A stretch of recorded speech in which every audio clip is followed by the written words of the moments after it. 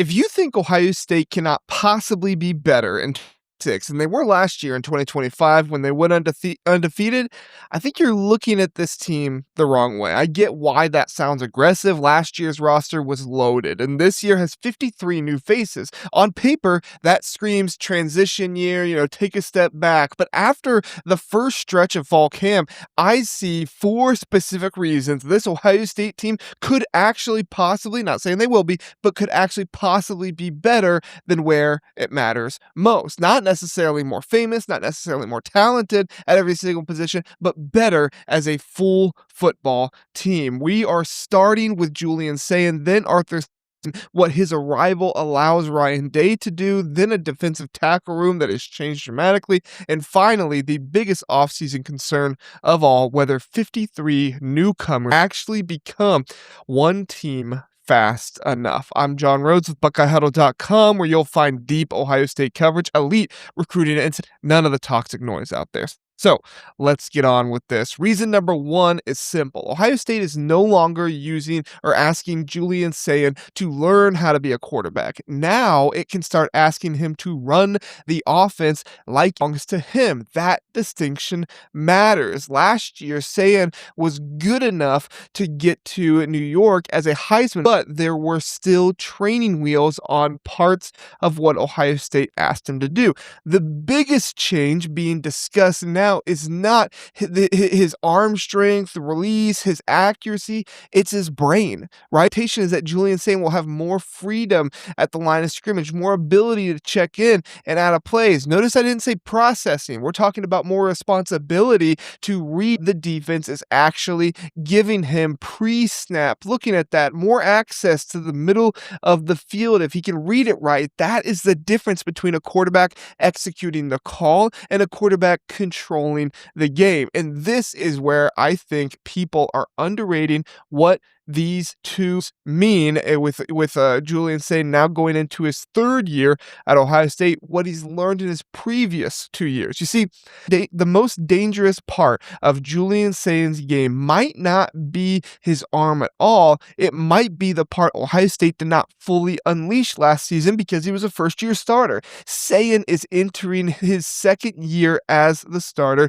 and the big change is freedom. He can check at the line. He can get Ohio State out of bad looks. He can work areas of the field that a young quarterback is often discouraged from attacking, and that matters because his football intelligence has always been one of the strongest parts of his profile. Think about that. I mean, this was already a Heisman finalist while Ohio State was still protecting him from some of the hardest responsibilities of playing quarterback. So the question is not Julian Sayin make a leap. The question to me with Julian Sayin is what happens if the player we already saw was the restricted version? And do you think that's true? Do you think that there were restrictions on Julian Sayin last year? Would love to know your thoughts in the comments. Like the video, and just know that is why year 2 of him starting, year 3 in the program, could completely change the ceiling of this offense. Look, I'm not going to automatically become CJ Stroud or Justin Fields because he is in year 2 or anything like that. That's lazy to say, oh, year 2 he's going to be better. I'm saying the circumstances are better. He has already been through a full season as a starter. He's going to have most of his offensive line back from last season. He has played high pressure football. He has made mistakes and had to correct them. Now the staff can move from, all right, let's protect the young quarterback, to let the quarterback solve the problems himself. Let him be in control of the offense, control of the things going on the field, and let him control it himself. That matters because Ohio State cannot spend September slowly figuring out what Sayin can handle. The trip to Texas comes in week 2. The schedule asks a grown-up question almost immediately because for the first time, Sayin gets to answer that question and more as its starter. That alone should make this offense better. The second reason has less to do with one player and more to do with the entire building and how it's being run. We've talked about this on the show a couple of times now, but Ryan Day looks like he is becoming the CEO Ryan Day that we saw in 2024 again. At the open practices, Day was not just buried in with the quarterbacks with his eyes totally on the offense. We saw a little bit of that season. He was moving around, talking to the quarterbacks, yes, but also the receivers, the running backs, the linebackers, the defensive backs. Like, he was all over the place, coaching individual players across the offense. The reason that matters in the apparent trust in Arthur Smith to run the offense. You have to be able to trust Arthur Smith to run the offense. We have already seen why that structure can matter. The best version of Ryan Day as a head coach came when he could hand major control of the offense and defense to coaches he trusted and then runs the program. Like I said, back in 2024, Chip Kelly handled the offense, Jim Knowles handled the defense. Kind of Ryan Day had to get involved in one point, but you get what I'm saying? And Day could operate from 30,000 feet. That does not mean Day should stop influencing the offense. He's too good not to be influencing into it, but there is a difference between being involved and being consumed by the offense. Ohio State may have already found the coaching formula it needs in 2026, and it has almost nothing to do with new plays. Arthur Smith is here to run the offense. Matt Patricia is here. You got two former NFL head coaches on each side of the ball. And early in camp, Day has been able to move around the field and coach the entire roster instead of just one position group or living on one side of the ball.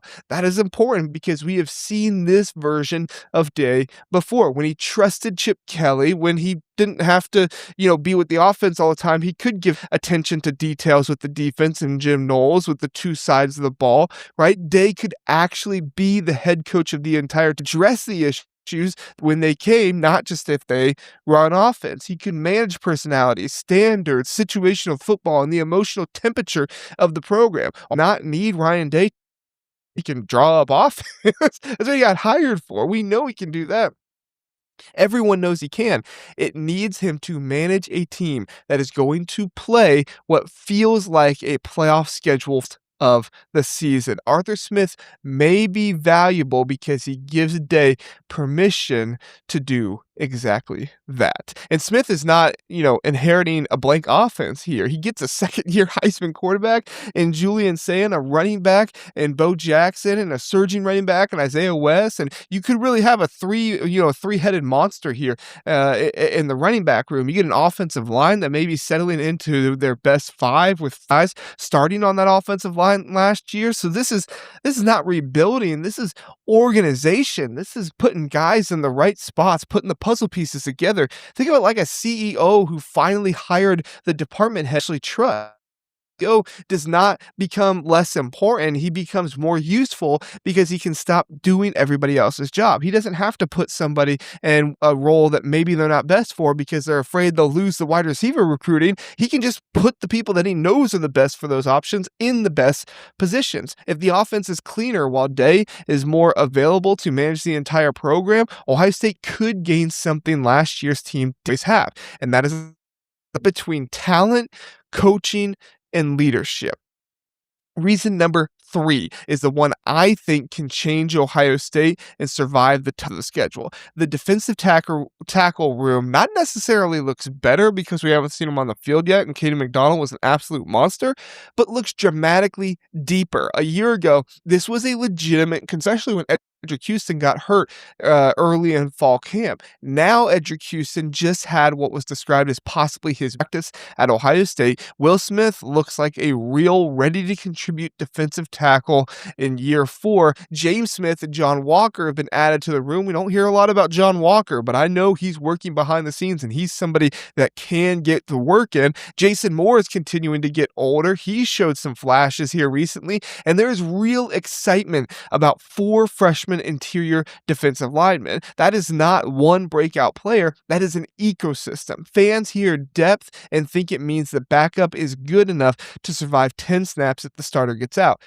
A defensive tackle, at defensive tackle, their depth can actively make starters better. If James Smith and John Walker arrive and suddenly Edgercuson and Will Smith are playing the best football they've ever played, that competition already paying off whether the newcomer starts or not. And of course you have 1 tech, 3 tech, all those different kinds of things. But just the room being better creates more competition.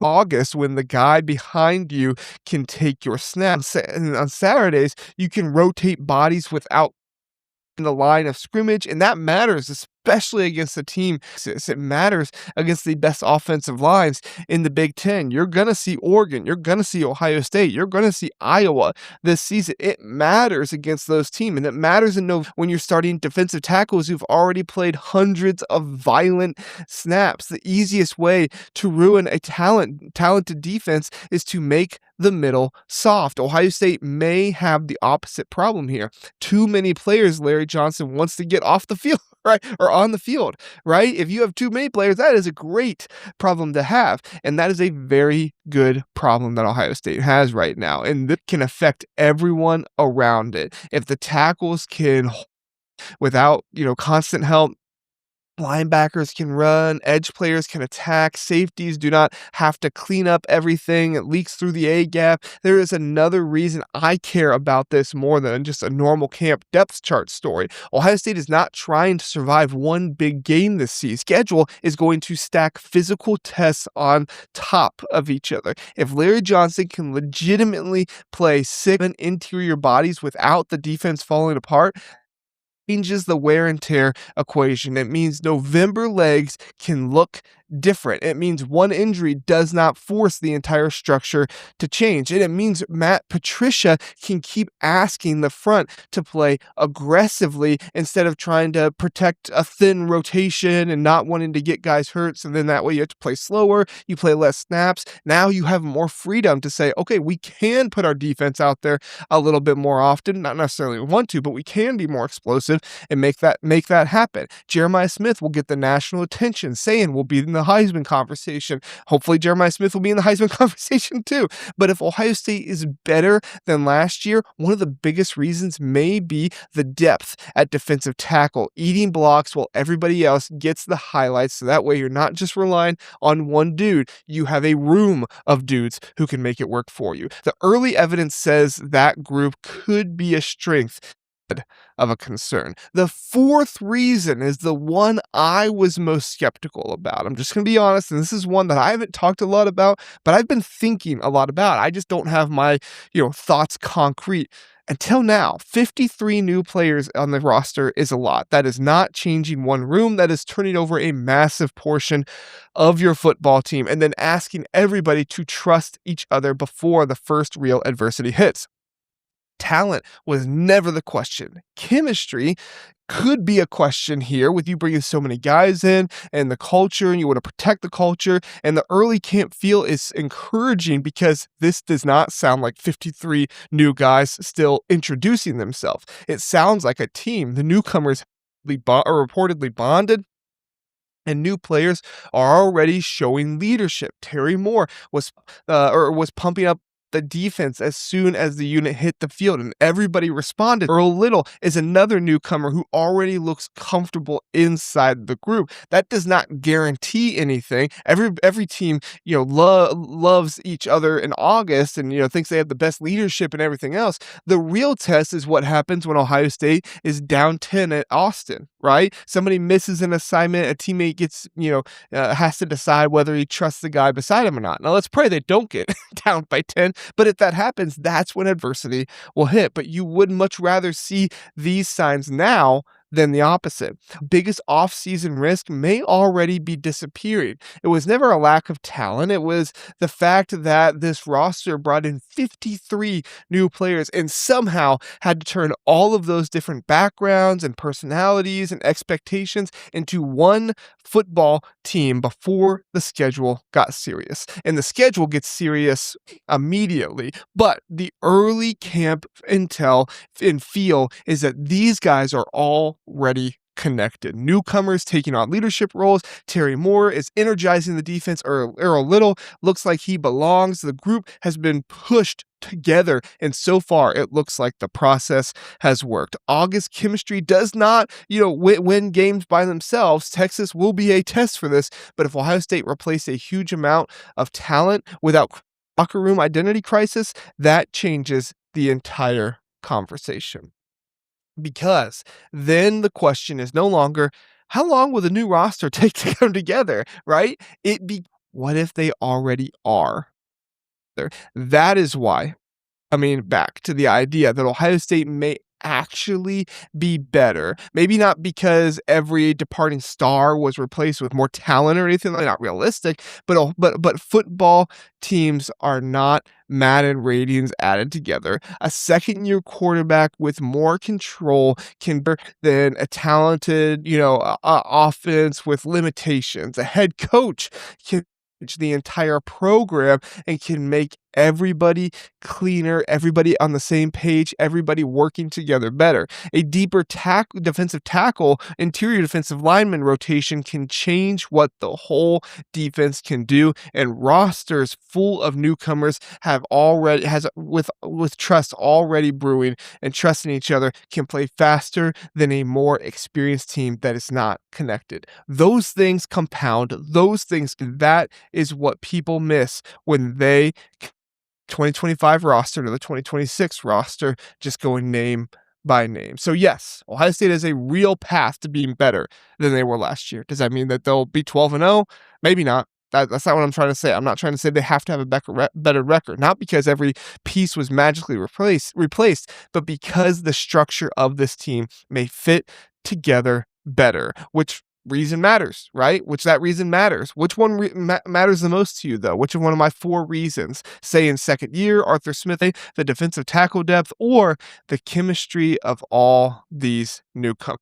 Your take, comment section below, and subscribe to Buckeye Huddle here for more insight on what's going on with the Ohio State Buckeyes. We got more fall camp that we're going to be talking about this week. A little bit later on in the week, we'll be able to get back in there Wednesday, and we'll definitely talk to you about all the things going on with Ohio State football, continuing to prep for the season to start. We're so excited for the season to be here, and when it's finally here, we'll be talking so much ball. It is going to be refreshing. Thanks so much for joining me on this episode of the Buckeye Huddlecast, and we'll see you next time. Have a good one.